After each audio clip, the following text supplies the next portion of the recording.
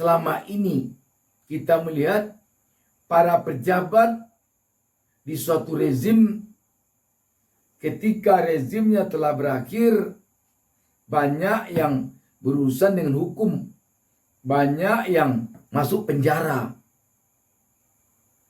Dan kita tentu tidak menginginkan hal itu terjadi pada rezim ini. Namun ketika kita melihat adanya potensi kerugian negara 4,5 triliun dalam pembuatan jalan tol di tahun 2016 ini, tentu menakutkan kita.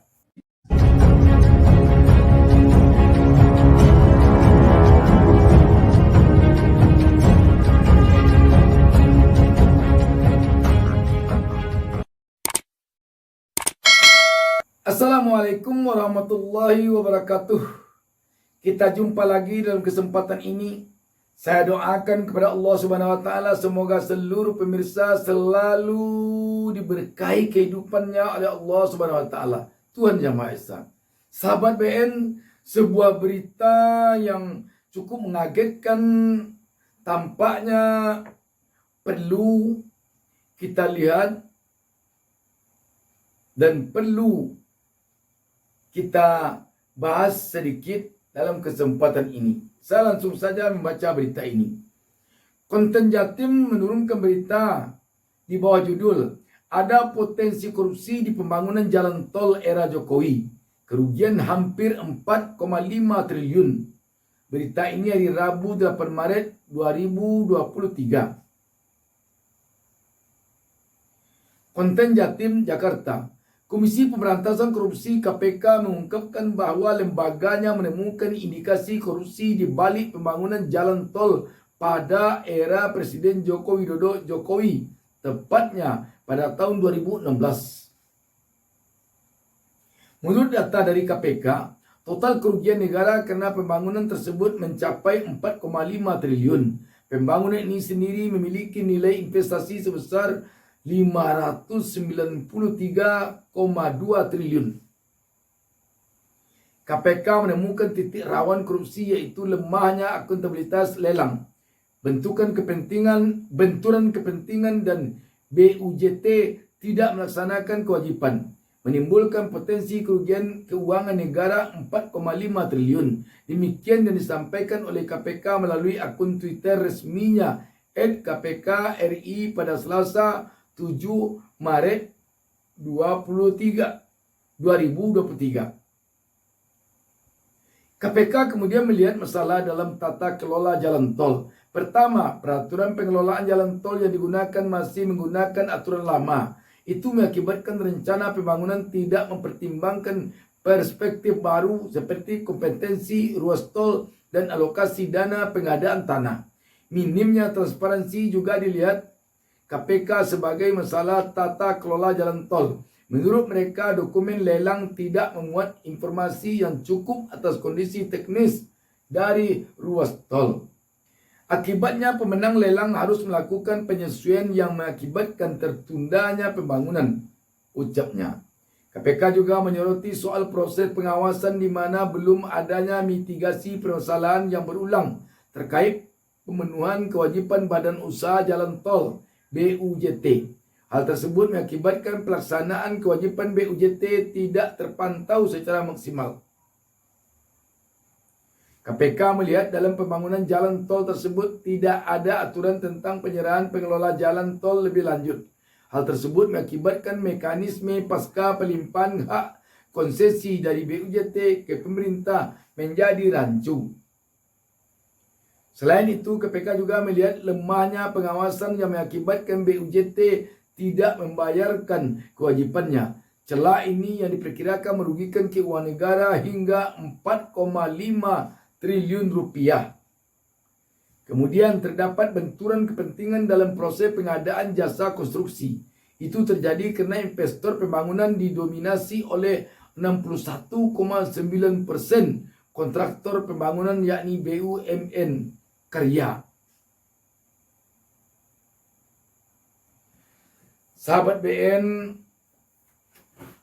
siapapun tentu tidak menginginkan ketika nanti berakhir rezim ini, banyak pihak yang berurusan dengan hukum karena kasus korupsi. Dan itu telah tampak selama ini.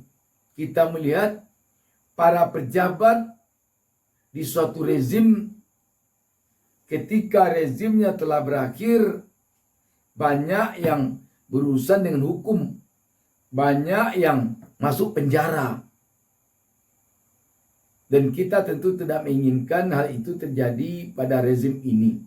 Namun ketika kita melihat adanya potensi kerugian negara 4,5 triliun dalam pembuatan jalan tol di tahun 2016 ini, tentu menakutkan kita.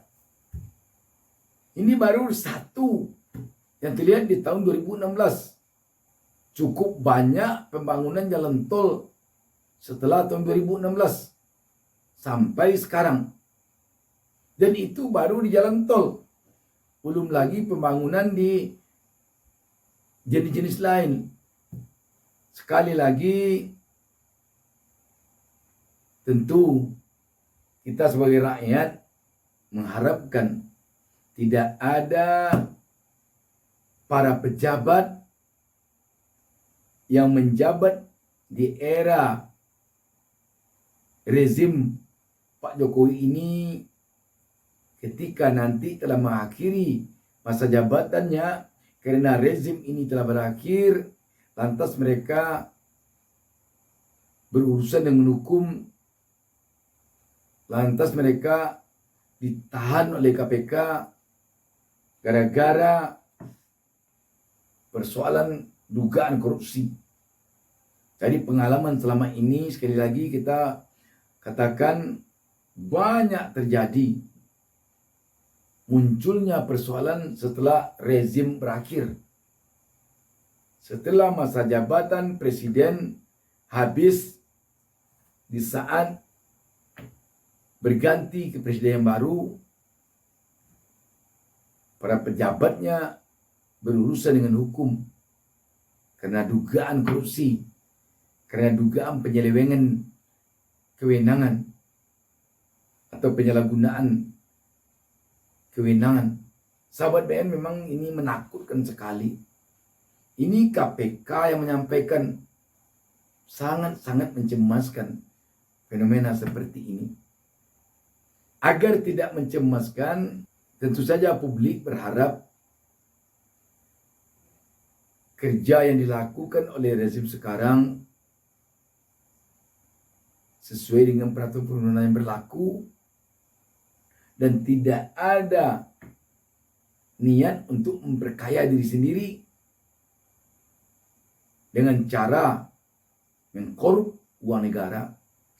Kategori dari korupsi tidak saja memperkaya diri sendiri, tetapi memperkaya diri orang lain pun termasuk kategori korupsi. Terhadap proyek-proyek besar yang dilaksanakan selama rezim Jokowi, sangat menakutkan sekali jika kelak setelah Pak Jokowi tidak berkuasa lagi, para mantan pejabatnya berurusan dengan hukum. Ibaratkan rumah, setelah rumah siap, tokok baru berbunyi. Tokok itu pemukul. Harusnya setelah rumah siap, tidak ada lagi terdengar tokokan-tokokan ke rumah tersebut, yang menimbulkan keprihatinan nanti apabila setelah rumah selesai tokok berbunyi, pukulan berbunyi. Artinya yang membuat kita prihatin nanti, setelah rezim ini berakhir, persoalan muncul. Ini yang tidak diinginkan. Demikian, wassalamualaikum warahmatullahi wabarakatuh. Jangan lupa subscribe. Jangan lupa subscribe. Jangan lupa subscribe.